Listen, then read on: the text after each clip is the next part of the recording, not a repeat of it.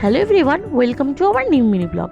আজ যাচ্ছি শীতলা মায়ের জল ঢালতে। আমাদের এখানে জল ঢালার উপোস।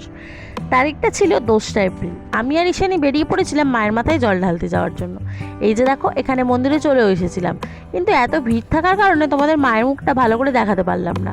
যতটুকু দেখালাম, মা শীতলা যেন তোমাদের সবার মঙ্গল করে আর সবাই সুস্থ থাকে, এটাই কামনা করি। আর যদি আমার ভিডিওটা ভালো লেগে থাকে তাহলে কিন্তু একটা লাইক করে যেও আর কমেন্ট করে যেও। এখানে দেখো ঈশানী কি বলছে।